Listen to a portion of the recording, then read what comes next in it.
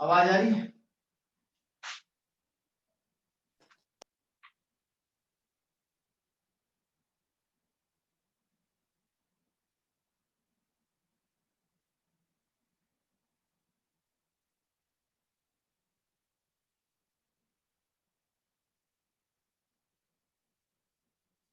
आवाज नहीं आ रही बेटा? आ रही है सर।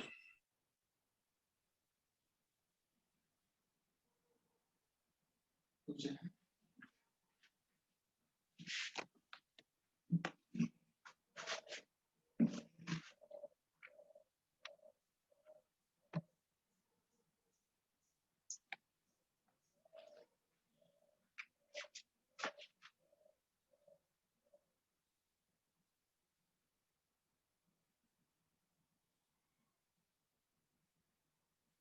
ठीक है ना? बोर्ड भी सही है शायद, किसी को कुछ दिक्कत तो नहीं आ रही होगी।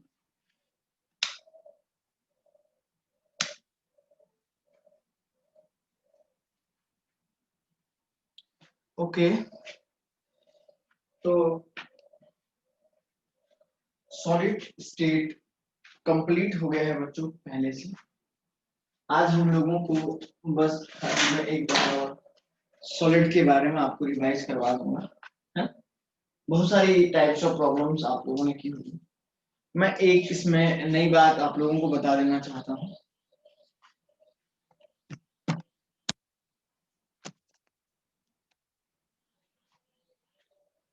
ठीक, सपोज कभी कभी एक ऐसा भी पूछा जा सकता है, packing fraction of diamond. Diamond का जो पैकिंग फ्रैक्शन होता है वो क्या होता है आपसे पूछा जा सकता है ना? एक कभी कभी ऐसा पूछा जा सकता है, ऐसे तो पॉसिबिलिटी कम है, फिर भी जेई एस्पायरेंट्स के लिए जो है इस टाइप का एक प्रॉब्लम पूछा जा सकता है ना? तो डायमंड एक्चुअली होता क्या है, जो डायमंड का जो मॉलिक्यूल होता है बच्चों, ये पहली बात तो एफसीसी प्लस बॉडी डायगोनल में, FCC plus alternate body diagonal में होता है। ठीक, अल्टरनेट बॉडी डायगोनल में ही होता है।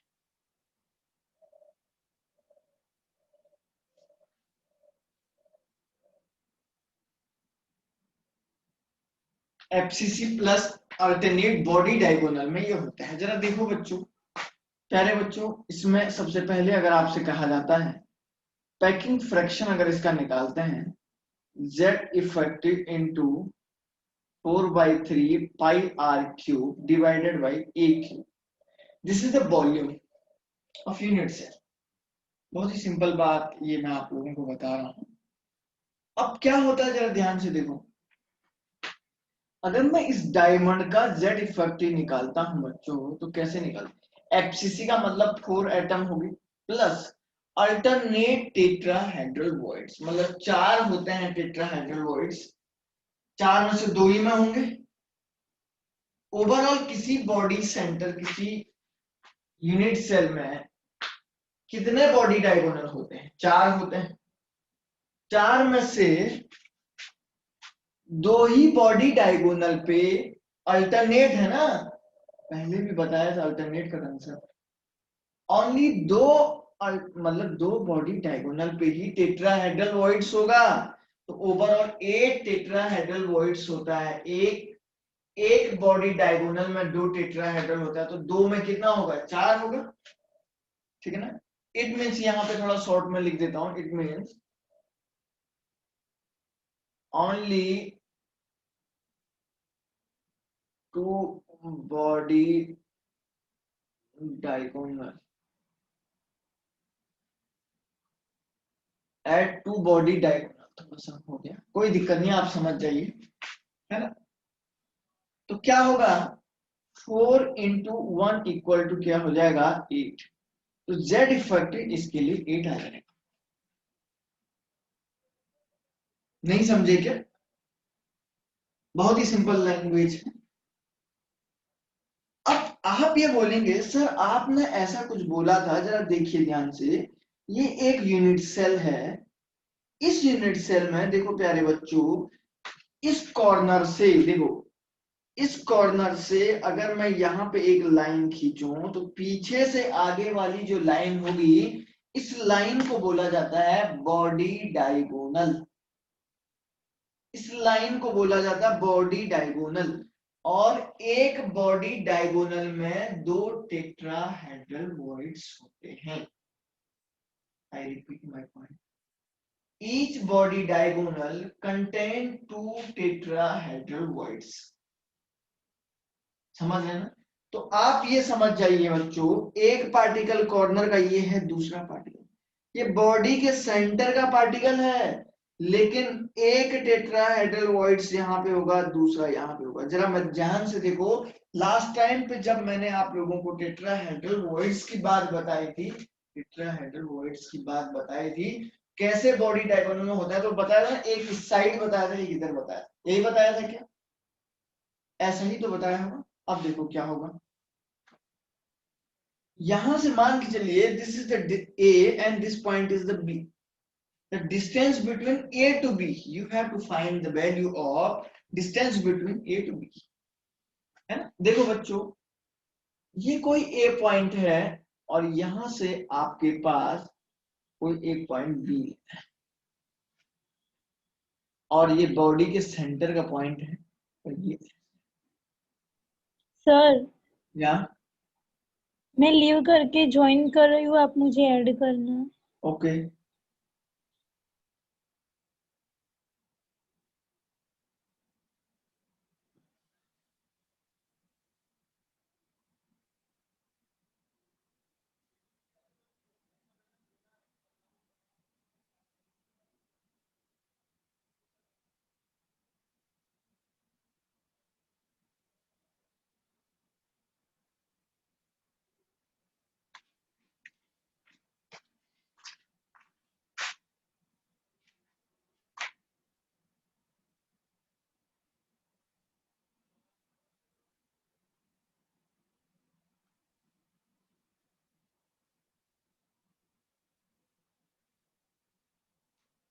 चलो हो गया, ठीक है ना? अब सुनो भाई, अब एक बात और सुनो, जरा ध्यान से। मैंने जो बॉडी डायगोनल है उसको यूं उठा के यहां पे रख दिया है, देखो। और आपको पता है बच्चों कि एक बॉडी डायगोनल की जो लेंथ होती है तो वो कितना होता है, 3a के इक्विवेलेंट होता है। एक बॉडी डायगोनल की लेंथ जो है 3a की इक्विवेलेंट होता है। 3a इज इक्वल टू, आप 4r निकाले। 4r क्यों?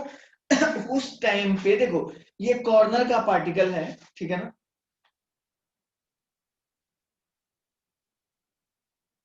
बिल्कुल सही,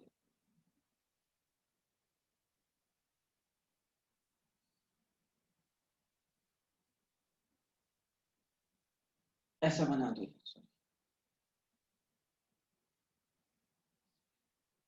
सुनो बेटा, आप उस टाइम पे a इक्वल टू 4r लिख रहे थे, क्योंकि उस टाइम पे ओनली कॉर्नर का पार्टिकल प्लस सेंटर का पार्टिकल था। उस टाइम पे टेट्राहेड्रल वॉइड्स नहीं थी। समझ में आई बात क्या? इस टाइम पे ये जो 3a लेंथ है, ये किसके इक्विवेलेंट होगी, r, ये वाली 2r, ये वाली 2r, ये वाली 2r, ये r। तो overall root of the 3a equal to किसके इक्विवेलेंट हो रहा है, बोलो? 8r के इक्विवेलेंट हो जाएगा,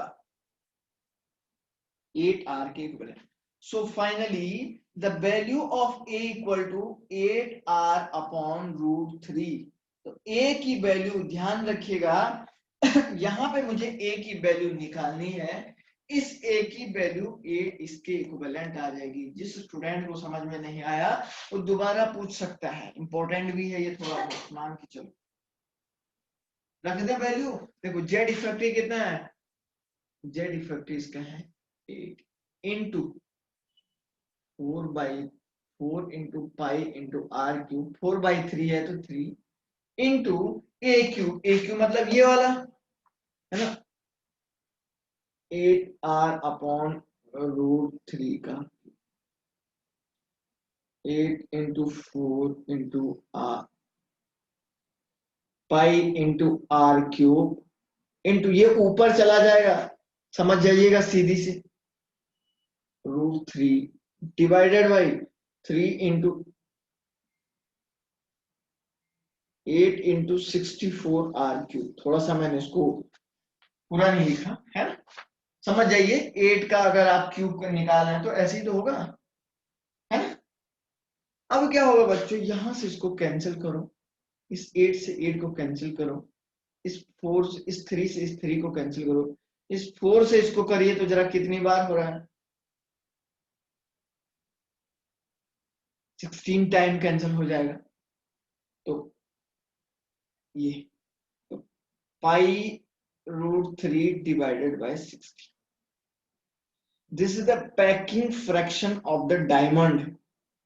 डायमंड का पैकिंग फ्रैक्शन कितना आएगा, और इसका अगर आपको बोले न्यूमेरिकल वैल्यू में आएगा 33%, this is the packing efficiency PE.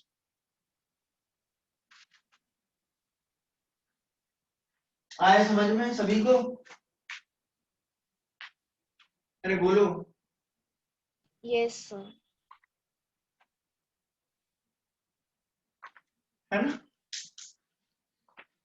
हो सकता है, चलो मैं थोड़ा सा आपको कुछ बातें ऐसी करवा देता हूँ, फिर कुछ न्यूमेरिकल आपको करवाते हैं। नोट कर लो, ये बोर्ड विजुलाइज होने में सही, कोई दिक्कत तो नहीं आ रही ना बेटा, किसी को कोई प्रॉब्लम तो नहीं हो रही है, कनेक्शन सही है ना इधर का। Yes sir.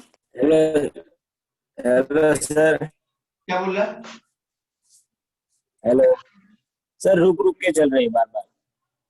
अच्छा कितने लोगों को चल रहा है बेटा ये रुक रुक के, खुशी हाँ सर। रुक रुक के चल रहा है क्या वीडियो, नहीं सर, मेरे में तो बराबर आ रहा है। और स्टूडेंट और लोग, एक दो लोग और बताओ, एक दो लोग और बताओ जिनके जिनका वीडियो रुक रुक के चल रहा है। सर पहले आ रहा था, क्या पहले हो रहा था फिर से ज्वाइन किया बाद में नहीं। अब तो सही चल रहा है ना, हाँ तो अब देखो, जब सारे लोगों का अगर रुक रुक के चल रहा है तो तब यहाँ से प्रॉब्लम आती ना।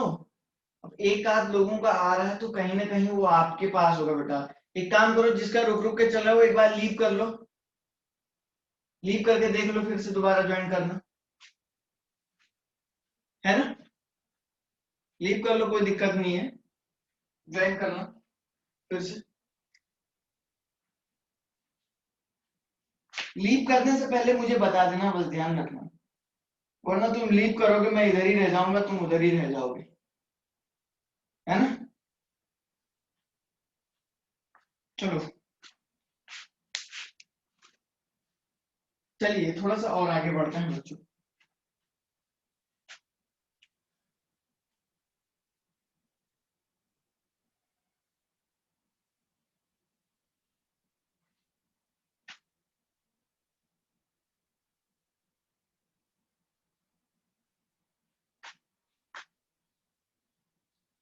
तो सॉलिड हमारी तरफ से कंप्लीट हो गया है।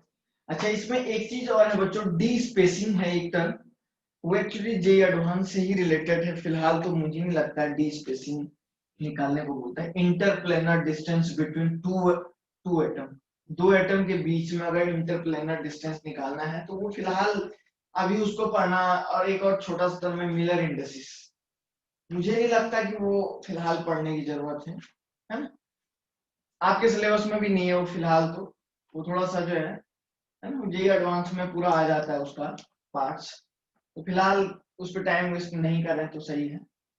अगर आप लोगों के जो है 95 से ऊपर के परसेंटाइल आता है तब आप लोग उसके लिए वैलिड हो पढ़ने के लिए, अदरवाइज कोई मतलब नहीं बनता खाली उस पर टाइम बर्बाद करने का। दूसरी बात मैं आपको क्या बता रहा हूँ, ये जो सॉलिड स्टेट से रिलेटेड जो भी हमने पढ़ाया है बिल्कुल आपको पूरा कंसेप्ट क्लियर कर। हाँ प्रिया को ऐड करो ना। अब ये अंदर बाहर का कब तक चलता रहेगा यार ये? हाँ?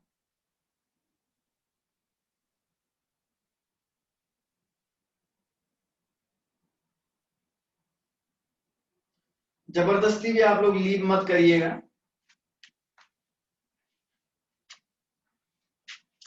ठीक है, तो क्या बोल रहा था बेटा मैं कि जो भी जैसे जो भी आपको जो भी कंसेप्ट है, ये सारी बातें मैंने आप लोगों को पढ़ा दी है, और मुझे लगता है कि आप लोग इससे रिलेटेड जो भी क्वेश्चन आता है आप कर सकते हैं। तो थोड़ा सा एक छोटा सा रिव्यू मैं आपको दे देता हूँ और एक बार और फिर से, है ना? कम टाइम में हम लोग थोड़ा सा जल्दी से दिखा देते हैं। पहली बात तो सॉलिड मैंने आपको बताया था बच्चों, दो टाइप के सॉलिड होते हैं। नोट्स है ना आप लोगों के पास? अरे नोट्स बनाए हैं क्या? Yes sir. सभी ने बनाए होंगे हैं? Yes sir. या मूवी की तरह देख रहे हो? पिक्चर खत्म हो रही है उसके बाद बंद कर दे रहे हैं, दूसरे दिन पिक्चर का शो चालू हो रहा है फिर शुरू कर दे रहे हैं, ऐसा तो नहीं है ना? ध्यान रखना इस बात का, ठीक है ना? रिकॉर्डेड वीडियो भी होगा तुम्हारे पास? रिकॉर्डेड तो नहीं होगा शायद, प्राइवेट है सारी। अब वो तो मुझे भी नहीं पता यार फिलहाल तो, चलो जो भी है बच्चों। तो सॉलिड मैंने आपको बताया था दो टाइप के सॉलिड होते हैं, क्रिस्टलाइन और अमोर्फस सॉलिड। सॉलिड बॉडी जो होती है जिसके अंदर पार्टिकल का अरेंजमेंट, ध्यान से सुनिए सारे स्टेटमेंट को, जिसके अंदर पार्टिकल का स्टेटमेंट बिल्कुल जो है रेगुलर होता है, that is called a crystalline. And amorphous का मतलब एक तरह खोखली body, like as a rubber, है ना? इसको भी हम लोग क्या बोलते हैं, अमोर्फस है, जैसे ग्लास। तो ये सारे एक तरीके से क्या हो गए।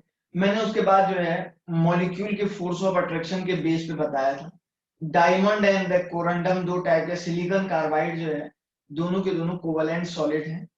ये इंपॉर्टेंट क्वेश्चन है और एग्जामिनेशन में पूछा जाएगा, ठीक है ना? और दूसरा एक और मैंने बताया था बच्चों, जैसे हमारे पास आयोनिक सॉलिड है, NaCl, सीजियम क्लोराइड, और ये बहुत सारे सॉलिड के बारे में बताया था अभी रिसेंटली, ये सब आपने पढ़ लिया। उसके बाद हमने लेटिस सेल। लेटिस सेल आपको पता है जैसे मछली पकड़ने का जाल होता है ना, देखा है ना बेटा आप लोगों ने, है ना? वो जाल क्या है, छोटे छोटे स्क्वायर से मिलके बना होता है ना, है ना? वो छोटा जो स्क्वायर होता है उसके अंदर बहुत सारे स्क्वायर मिलते हैं तो एक बड़ा सा जाल बनाता है। लेटिस को हिंदी में वैसे जाल ही बोला जाता है, समझ रहे हैं ना? लेटिस को हिंदी में जाल ही बोलते हैं वैसे भी। और वो छोटा छोटा जो उसके अंदर स्क्वायर होता है that is called unit cell. और लेटिस सेल को हम लोग, जो लेटिस सेल होता है, कोई भी क्रिस्टलाइन लेटिस होता है, 3D की बात कर रहा हूँ, 2D को हटा दिया मैंने फिलहाल। क्रिस्टलाइन लेटिस जो होता है बच्चों, उसको हम 14 टाइप में कन्वर्ट करते हैं। वो जो 14 टाइप ना, वेवरिस लेटिस थी, है ना? सॉरी, व्रेविस लेटिस, पढ़ा होगा आप लोगों ने। उसके बाद यूनिट सेल में बताया था, मैंने बताया था कि भाई 8 कॉर्नर होते हैं, 6 फेस होते हैं, 12 एजेस होते हैं, है ना? बोर्ड पे लिख नहीं रहा हूँ, टाइम वेस्ट हो जाएगा बहुत ज्यादा मुझे न्यूमेरिकल करवाना है। 4 बॉडी डायगोनल होते हैं, बॉडी सेंटर होता है, ये सारी बातें बताई थी। यूनिट सेल हमने बताया था कि आपको 4 टाइप के होते हैं, SCC, BCC, FCC, और एक ECC। एंड सेंटर उतना ज्यादा इंपॉर्टेंट नहीं था। सब में जेड इफेक्टिव बताया है। कंट्रीब्यूशन सुनो, एक कॉर्नर वाले पार्टिकल का कंट्रीब्यूशन, कोई पार्टिकल अगर कॉर्नर पे होता था प्यारे बच्चों, तो उसका 1/8 होता था एक पार्टिकल का कंट्रीब्यूशन। फेस वाले पार्टिकल का कंट्रीब्यूशन 1/2 होता था। एज सेंटर पे जो पार्टिकल होता था, एज सेंटर पे जो पार्टिकल होता था 1/4 होता था। एक पार्टिकल का कंट्रीब्यूशन बता रहा हूँ। बॉडी के सेंटर में जो पार्टिकल होगा, बॉडी के सेंटर में जो पार्टिकल होगा उसका 1 ही कंट्रीब्यूशन है ना? याद होगा शायद आप लोगों को, आप लोग बहुत अच्छे से जानते हैं ये सारी बातें।